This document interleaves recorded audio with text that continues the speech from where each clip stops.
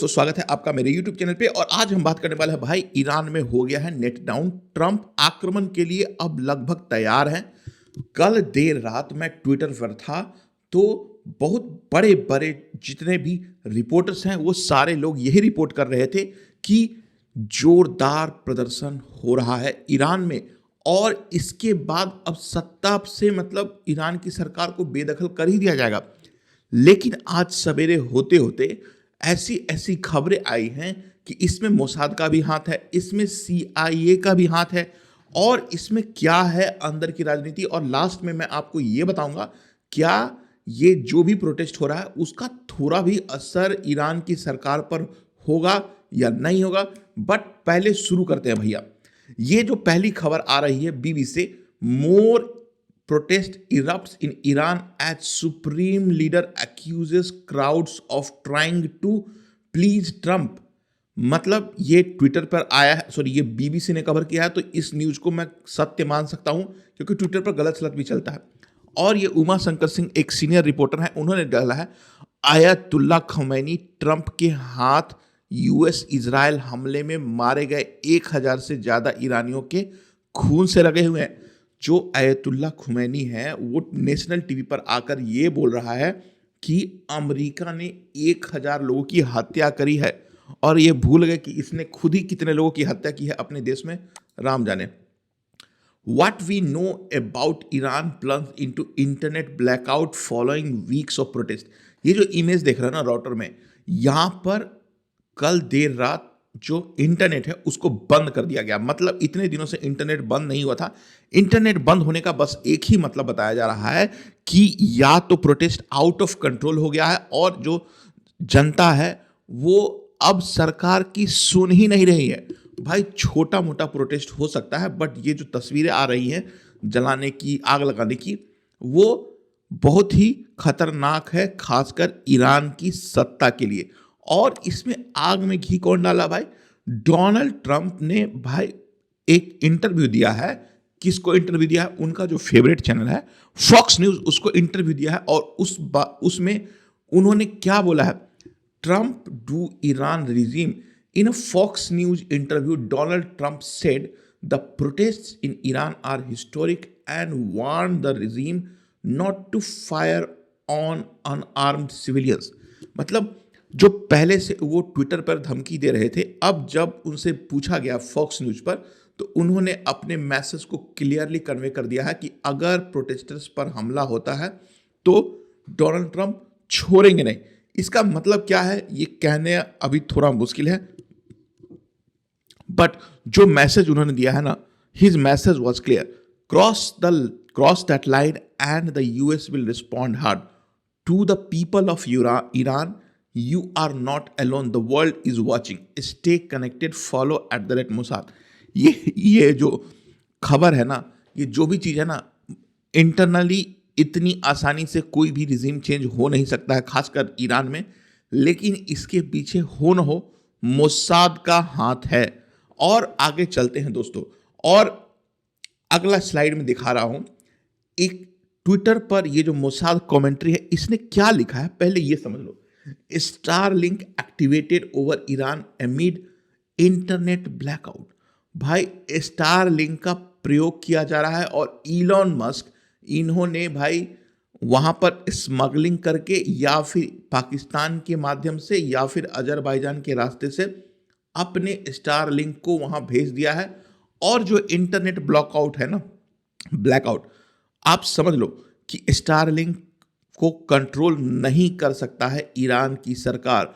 और आजकल ये जो स्टारलिंक है ना, ये जियोपॉलिटिकल टूल बन गया है। जहां भी अनरेस्ट होता है सभी जगह पर स्टारलिंक का प्रयोग किया जा सकता है। किसी भी गवर्नमेंट के पास कंट्रोल ही नहीं है कि भाई इसको आप रोक सको।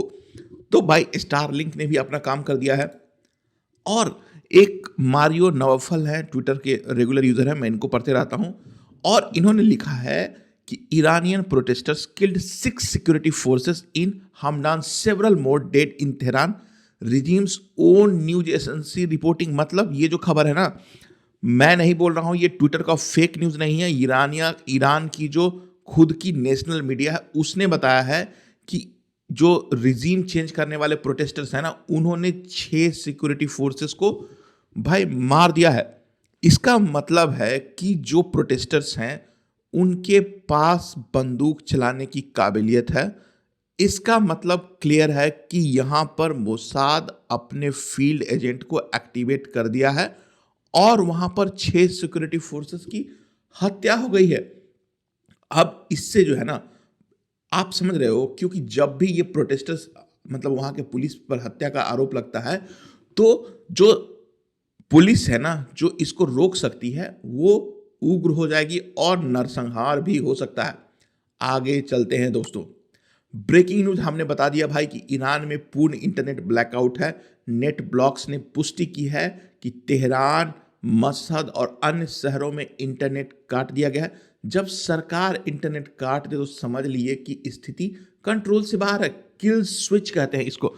ईरान में ब्लैकआउट है, या मतलब स्केल अगर आप इसको समझ सकते हैं तो 46 शहर, 46 शहर, 21 प्रशांत प्रोविंसेस एंड 1979 के बाद सबसे बड़ा कोऑर्डिनेटेड प्रोटेस्ट इसको माना जा रहा है। डेथ टॉल, अगर मैं जो ऑफिशियल मृत्यु के आंकड़े हैं ये किसी ने जारी नहीं किए हैं, लेकिन एक रिपोर्ट के अनुसार 45 प्लस लोगों की मौत हो गई है, जिनमें बच्चे भी शामिल हैं, और 300 से ज़्यादा लोग गिरफ्तार हो गए हैं भाई। That's not a good news for Iranian people. और यहां पर जो सबसे महत्वपूर्ण खबर जो आई है, पुष्ट है या अपुष्ट है ये कहने वाले, मैंने इसको ट्विटर से उठाया है। US intelligent reassesses Iran protest sufficient energy to threaten regime. जो सीआईए है वो अपना असेसमेंट डोनाल्ड ट्रंप को भेजता है। क्या हम लोग अभी इतना सक्षम है कि ईरान की रिजीम को चेंज कर सकते हैं? जो इनिशियल असेसमेंट था ना, और जो शिफ्ट है ना, originally assessed as lacking sufficient energy, US intelligence now revising its stance in light of recent event। पहले CIA ने एक जो असेसमेंट था वो बोला था कि लोग जो प्रोटेस्ट कर रहे हैं वो काफ़ी नहीं है इस रिजीम को हटाने के लिए, लेकिन जिस तरीके से जो प्रोटेस्ट का स्केल बढ़ते जा रहा है और लोग मतलब जिस भी रीजन से वहाँ पर प्रोटेस्ट कर रहे हैं वो जेन्युइन लग रहा है। और इसके बाद सीआईए ने बोल दिया कि भाई इस बार अपने पास मौका है, इसको और आग लगाओ। तो जो भी प्रोटेस्ट हो रहे हैं उसका दायरा समझ लो, 100 plus cities protesting and compound breaches, total internet block out हो चुका है, कंपीटिंग मतलब massacre claims and IRGC violence. ये जो एक पर्टिकुलर फ्रेमवर्क और टेम्पलेट होता है ना कि भाई किसी भी प्रोटेस्ट को आगे बढ़ाने के लिए, वो काफ़ी है। एनालिसिस एंड इम्प्लीकेशन की बात कर लेते हैं। The recent assessment reveal the US did not anticipated this escalation, possibilities include violence exceeding predictions, security forces crack और रिजीम फ्रेजिलिटी। मतलब अभी जो इसका एनालिसिस है, यूएस ने और जो सीआई है उसने एंटिसिपेट नहीं किया था कि ये जो प्रोटेस्ट है इतना बड़ा बन जाएगा। और इसी कारण से जो डोनाल्ड ट्रंप बार बार यही बोल रहे हैं कि अगर आपने कुछ किया तो मैं अटैक कर दूंगा। और यूनाइटेड स्टेट और इजराइल ये दोनों आज से नहीं भाई, वो जो 12 डे वार हुआ था उस समय भी ये लोग चाह रहे थे कि रिजीम चेंज किया जाए, बट उस समय टाइम सही नहीं था क्योंकि डोनाल्ड ट्रंप को कोई एक विन चाहिए था। और वेनेजुएला पर, जिसके बाद से वेनेजुएला में मतलब ये जो भी प्रोटेस्ट हो रहे हैं ना, और भी सिग्निफिकेंट इसलिए हो जाता क्योंकि वेनेजुएला में जिस तरीके से ट्रंप ने अपने हार्ड पावर को दिखाया है, उसके बाद से तो भाई लोगों में उत्साह आ गया है जो भी वहां पर विरोध करते हैं। हिस्टोरिकल कॉन्टेक्स्ट की बात कर लेते हैं। Intelligent missing the 1979 revolution isn't unprecedented. The current reassessment signals significant events behind the blackout, whether regime collapse or violent suppression, both changing regional calculation। अब यहाँ पर दो ही चीज हो सकता है भाई, कि डोनाल्ड ट्रंप को इंटरवीन करना पड़ेगा और जितने भी मिलिट्री इंस्टॉलेशन है और आर्मी के मतलब लोग हैं उनके ऊपर बम्बार्डमेंट करेंगे, और इसके उसके लिए अमेरिका अपने जितने भी जहाज है उसको एक जगह पर मूव कर रखा है।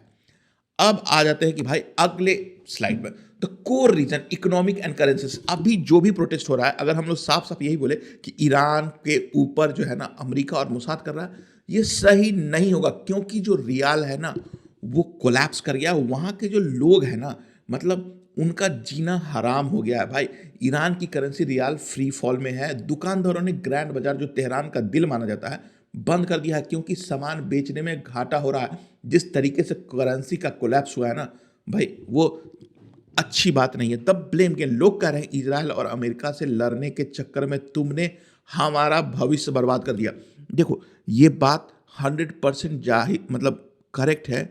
अगर ईरान इजराइल का ऑब्सेशन नहीं लेता और अपने जो तकियानुसी कंजर्वेटिव थॉट है उसको अपने देश तक ही सीमित रहता, तो इजराइल और अमेरिका इस पर प्रतिबंध नहीं लगाते।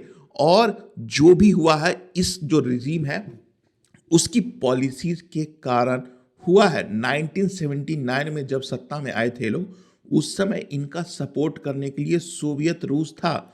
अब इनके पास कोई नहीं है भाई जो आइडियोलॉजी को आप आगे करके इजराइल को खत्म करना चाहते हो। औकात है नहीं और चलते हैं लड़ने। और यही है, पब्लिक सेंटिमेंट की बात कर ले तो हवाई जहाज से बम मत फेंको, हमें खाना दो। वो ये बोल रहे हैं कि भाई इतना पैसा खर्चा जो कर रहे हो आप हमास को पैसा देने में, हूती रेबल्स को पैसा देने में, जनता के लिए क्या करोगे? मतलब तुम्हारे पास तुम्हारी इकोनॉमी उतनी अच्छी नहीं है, तेल होने के बावजूद भी तुम अपनी जनता को भूखे मार रहे हो। वहाँ गरीबी एक स्केल पर है और वहाँ पे लोगों को खाने के लिए पैसा नहीं है भाई। तो एक जो प्रोटेस्ट है ना वो जेन्युइन है, और उसमें आग में जो जो प्रोटेस्ट हो रहा है उसमें घी डाल रहा है मोसाद और यूनाइटेड स्टेट। वो करेगा भाई, उनकी अपनी पॉलिसी है ईरान के करंट सत्ता को बेदखल करना। की concept from ideology to survival. अब आइडियोलॉजी की बार नहीं रह मतलब वार नहीं रह गया, यह सर्वाइवल वार बन चुका है। जो वहाँ के डे टू डे लोग हैं ना, उनके लिए अब जीना मरना एक ही बराबर हो गया है। The face of the revolution, Reza Pahlavi, Reza की वापसी। राजा जो वहाँ पर 1979 से पहले जिसकी सत्ता थी, पहले मैं उसके बारे में बताता हूँ। Who is he? यह ईरान के आखिरी शाह के बेटे हैं जो 1979 में देश छोड़कर भाग गए थे।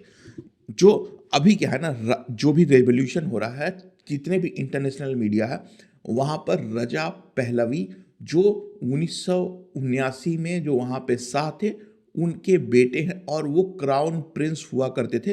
अभी जितनी जगह पर जाओगे टीवी, मेरा अपना खुद का ओपिनियन है कि भाई इसको लोग एक्सेप्ट करेंगे या नहीं करेंगे, that's a completely different matter. लेकिन जिस तरीके से वेस्टर्न मीडिया इनको प्रोजेक्ट कर रही है, इनको फेस बनाने का प्रयास किया जा रहा है। द कॉल, राजा पहलवी ने कॉल दिया है कि रात 8 बजे बाहर निकलो, और लोग निकले। यह दिखाता है कि जनता अब मुल्ला मौलवियों की जगह मोनार्की और डेमोक्रेसी का चेहरा देख रही है।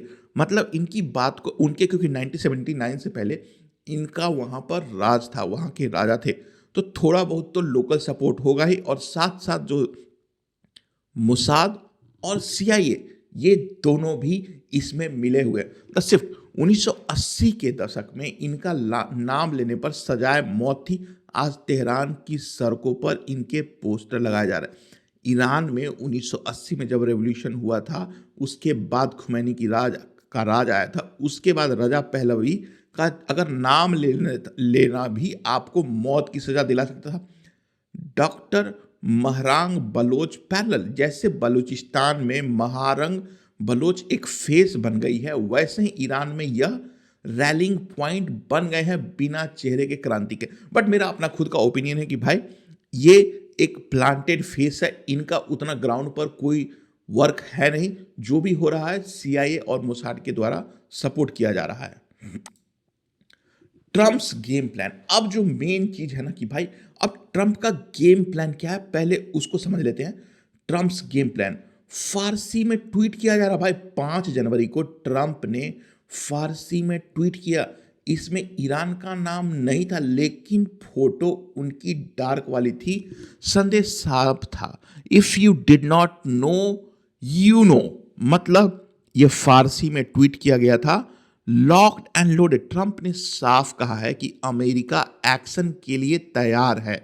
मतलब अभी क्या है, साइलेंटली अपने सीआईए के फील्ड एजेंट और मोसाद के लोगों के माध्यम से वहां पर जगह जगह पर प्रोटेस्ट जो कर रहे हैं लोग, उनके साथ में खड़ी है।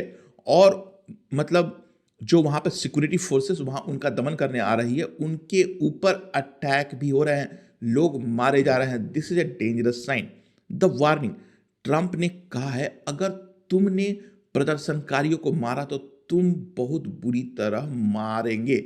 मतलब ये भी बोल दिया कि भाई अगर आपने जो प्रदर्शनकारी है उस पर कोई भी क्रैकडाउन किया, भाई अभी लोग मारे जा रहे हैं डोनाल्ड ट्रंप साहब, आप जो करना है करो। लेकिन अब देखते हैं कि वो रेड लाइन क्या है और डोनाल्ड ट्रंप क्या डिसाइड करते हैं।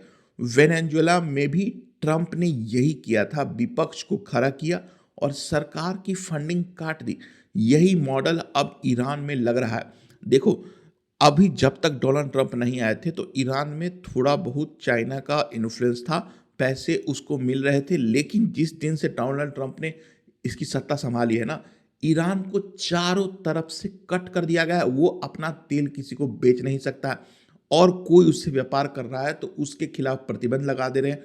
भारत भी ईरान के साथ तेल नहीं खरीद सकता भाई, इसको भी काउंटर किया गया है।